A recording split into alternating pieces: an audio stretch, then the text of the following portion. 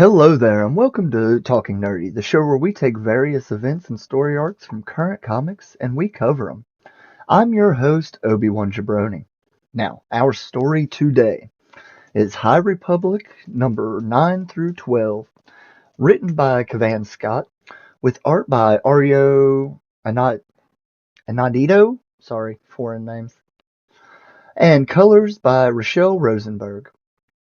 Months after the Nihil have attacked the Republic Fair, the Jedi have been charged with chasing down the Nihil wherever they run. The response is being masterminded by Jedi Council member Stellan Gios, but passions are running high even among the Order's finest. The Nihil are on the run, but they are not yet defeated. So, with that, let's start talking nerdy. First up, we have High Republic number 9, Jedi No More. And we open up out in the middle of space, and we see Orla Jarini flying a ship, and we get a monologue from her. Monologue saying, Orla Janini. As a way seeker, she follows her own path, not aligned to a single temple or outpost, only aligned to the Force. For now, the Force has led her to throw in with the lot of Starlight, with Avar Kriss, part of the crusade against the Nihil. No, not a crusade. Get the terminology right, Keith. Part of the response. I wonder if I will ever have such purity of vision, to trust the Force so completely, to trust in myself. Orla is an inspiration. Just think of the things I could learn from her. If only we had the time. And a Nihil ship drops out of hyperspace and starts to unload onto Orla's ship. It shoots out one of her engines, and inside the Nihil ship, we see Tarek piloting the craft and Keeve captaining. And Keeve tells Tarek to blow her out of the sky. And we switch to some time before at Starlight Beacon. And we see all the Jedi of Starlight at a meeting with Marshal Kriss and Master Geos in the center of the room. Master Geos says, following the attacks on Vala, the Unified Republic Task Force has tackled Nihil marauders on Aris, Port Haven, and Golrath. They're running scared. The Twi'lek identified as Lorna D, the so-called Eye of the Nihil, is believed dead during the Battle of Galov. We believe that this is why the Nihil are scattering their forces in disarray. There have been unsubstantiated reports of a number of possible candidates. One, a Talpin spotted by Torgata intelligence on Asher's Rhine. The second is the individual seen in various regrettably garbled transmissions intercepted by the Lasari Assembly. However, we have no evidence to support the claims that either are the new eye. And Marshal Kriss asks if they can find any evidence, and steps up saying, the Starlight's chief of security has intercepted intel that Nihil forces are amassing in the Sular system. The name has been mentioned by various comms decoded by the team. The Nihil have played us for fools before, Stellan. We cannot allow them to do so again. Our response is not enough. I want to send a team to Zalo to follow Chief Tariff's lead. And Geo says not this time. And Keeve jumps to her feet, pissed off, and says, Master Geos, if I may, with all due respect, Master Kriss is right. We know from evidence found on Valo and Multia that the Nihil helped seed the Drengar along with the frontier, expanding their spread. Thousands died in the Drengar blight, just so Starlight would be kept busy, so we wouldn't be able to respond to the crisis on Valo. We need to teach the Nihil that Starlight isn't here for their amusement. We need to act. And Geos says, and you will, Jedi, all of you, as part of the unified response, not by running off on your own in an attempt to help your guilt. Please stand by for further instructions. Coruscant out. And Keeve turns and leaves the room, pissed off. And we go back to the present time. Keeve and Tarek are able to evade the squad long enough for reinforcements to arrive. One of the Nihil ships hooks onto Keeve's ship and they escape into hyperspace, leaving the Jedi alone. Skier calls Master Chris to ask if she thinks they bought it. Chris says she hopes so and that the Force will protect Keeve and Tarek. Elsewhere later that day, Keeve and Tarek land at an Nihil outpost and we get an internal monologue from Keeve saying, I'm sorry, I lost my spot. We get a internal monologue from Keeve saying, well, that's that. I guess we're fugitives now. Firing on a vector, that's something I never wanted to do. Even if it was being remotely controlled by Sarek back on the ship. But we had to make the Nihil believe we are who we say we are. That's our storm ship, wasn't scavenged from a Nihil base on Grizal. That our distress call was real. So here we are, Jedi no longer, Nihil, through and through. And they step out and are met by a man who asks what Tempest she was with. And she says, Ita. He smiles and says, seems legit, but are you? And he swings a vibro whip at her and she catches it and wraps it around his throat saying, does that answer your question? When someone behind them says to let him go, you're Ita's Tempest, all right. She lets him go and turns to see Zetar. He hands her a hammer and says he needs to know if she is truly Nihil. And he yells to bring out the prisoner. And two guards wheel in a chained up Mayarga the Hutt. Zetar smiles and tells her to split the Hutt's skull open immediately. And that ends this issue. Taking us to High Republic number 10. Out of balance, out of time. And we open on the Nihil war cloud. Keeve holds the hammer looking at Mayarga the Hutt, and we get an internal monologue from her. Act like a Nihil, Avar said. Get their trust, Avar said. What she didn't say was that it would mean killing one of our former allies in cold blood. A cynical, untrustworthy former ally who only ever thinks of herself. But a former ally, nonetheless. Unless? I'm pretty sure that's Nagnal. Dangerous stuff, Nagnal. No telling the damage it could do. And she uses the Force to topple the container over and causes an explosion. I'm sorry, I lost my spot. Yeah, causes an explosion. They all recover, and Zetar kills the man that was carrying the container, and Keeve says, that mange farmer might have done us a favor, you know. Where did you find the Hutt? After Valo? It might be nothing, but I was talking to the Brakari gunrunner at Port Lennox. We heard that the Jays who fought the Drengar are working with a Hutt. What if it's this dung heap? She might have all manner of Jedi secrets rattling around in that moldy excuse of a head. I say we find out, and if not, well, no harm done. We just kill her later. And we switch to elsewhere on the Jedi ships. And Skier is trying and failing to use the Force to raise his lightsaber to his hand. When he gets a comm call from Dr. Ginoli on Starlight Beacon, and the doctor tells him, Master Skier, I'm glad I could get through to you. Everything is as it should be, but I need to talk to you. I'm afraid it can't wait, Master Skier. Not with you out in the field. You might want to take this alone. And he tells him he has no secrets from his fellow Jedi. If you insist, although I'm afraid it isn't good news. I received the results from the test we ran, and we know why you are losing your connection to the Force. And we switch to back with the Nihil. Zetar leads Keeve, Tarek, and a group of Nihil into a room. And we see Mayarga the Hutt put into a tank. Zetar says that instead of Bacta, the tank is filled with unrefined Nagnal, and that it will burn up Mayarga's lungs the longer that they are in there. Zetar orders her to start questioning the Hutt immediately.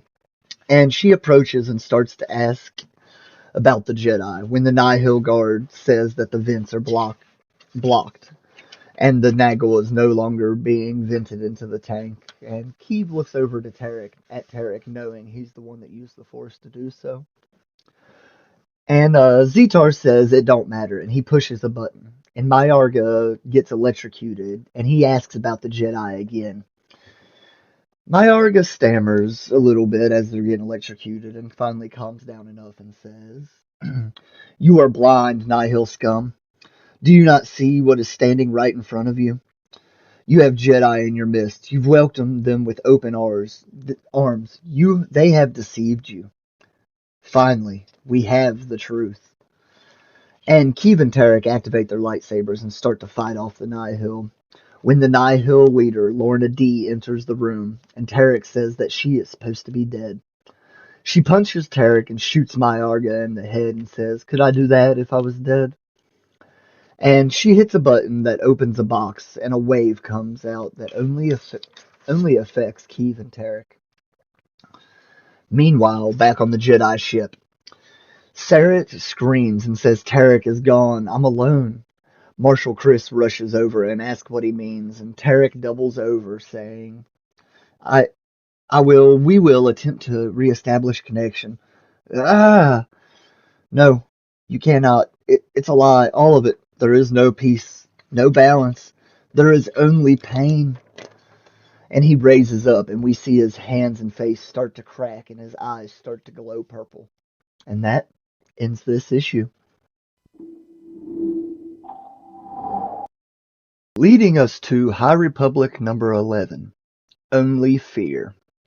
And we open on the Nihil ship, and Keeve is crawling around and tripping out, seeing crazy psychedelic blurs and shapes as we get an internal monologue from her saying, "There is no fear, no fear. There is no, no.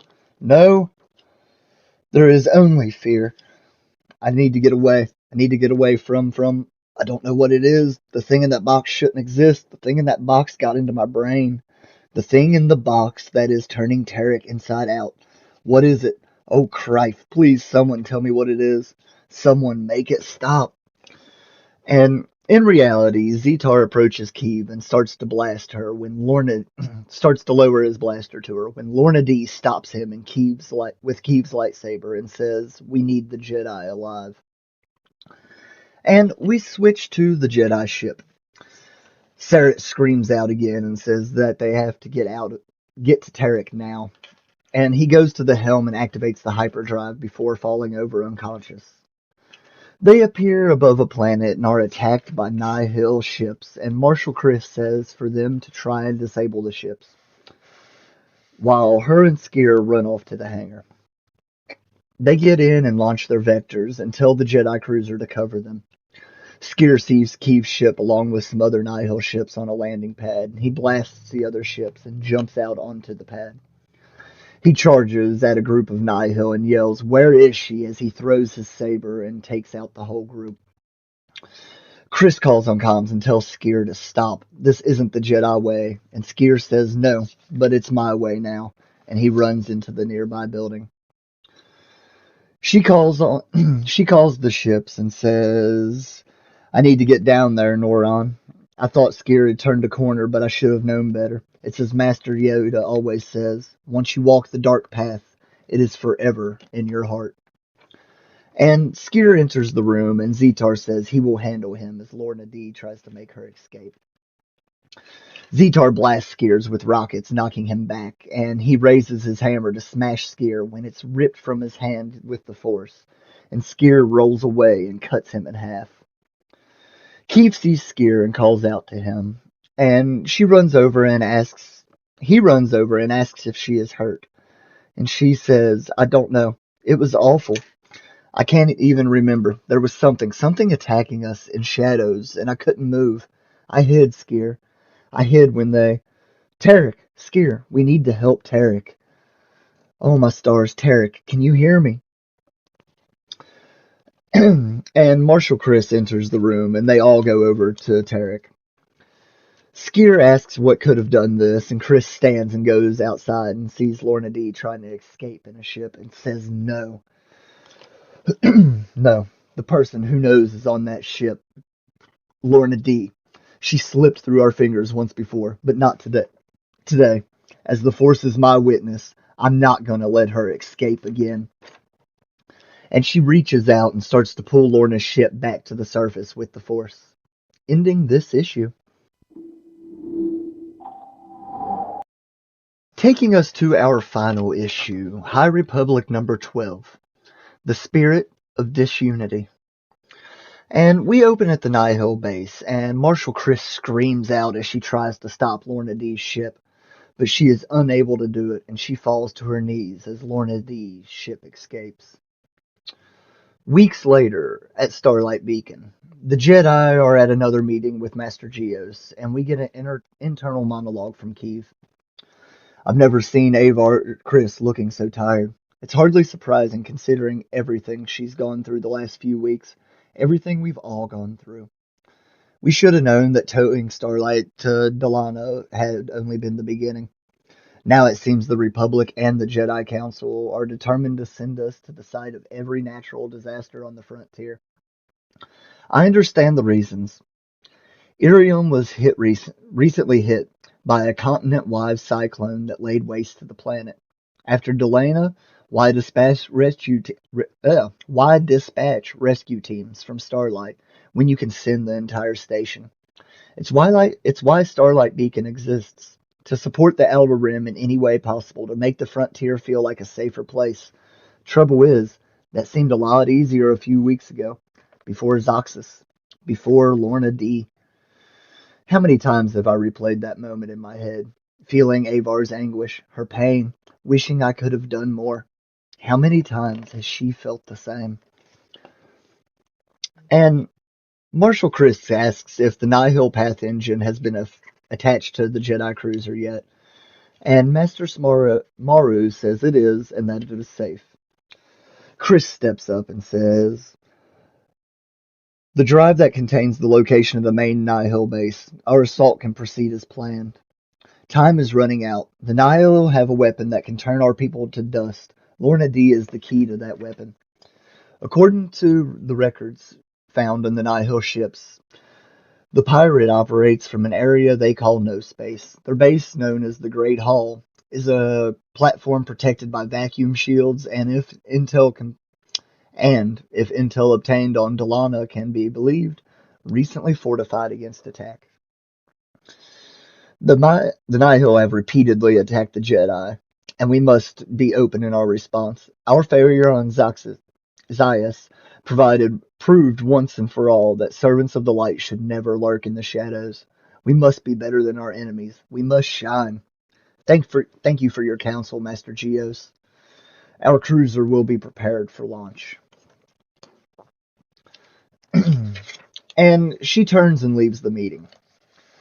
And we go to later that day in the medbay. Keith stands over the still unconscious and cracked and broken Tarek and Sarek when Master Maru enters. He tells Keith that he wants her to keep watch on Marshal Chris. He is scared that she is allowing her anger and emotions to guide her in this situation. Keith says that she will do it, but it should be Master Skier, not me. But that's not possible, is it? And we switch back to weeks ago at the Nihil base. Chris gets from her knees, pissed, and calls the ship on comms and tells them to try and find out where Lorna D went. And Skier approaches and says that we need to get Tarek, Sarek, and Keeve to a med bay immediately. And she turns around to face him, still pissed off, and says, no, you don't get to advise me on what to do, Skier. Not anymore. I gave you explicit instructions, defensive maneuvers only, and yet you cut through Nihil fighters like a rancor that sensed blood, butchering everyone in your path. Your actions were not worthy of a Jedi. The time for explanations is past. Maybe I failed you, Skier. Maybe I was wrong to allow things to continue the way they are, the way you are. But for now, you left me very little choice. Master Skier, give me your lightsaber. You are hereby relieved of all active duties as a Jedi, pending the judgment of the Council. And Skier looks down at his feet and slowly hands his lightsaber over to Chris. Back in present time, we see Skier meditating in his room when Kiev knocks and enters. She tries to beg him to join them on their mission and to watch Chris, but he says he can't because he can't be trusted. And he hits a button on his hollow table, and a 3D image of his brain appears, and he says,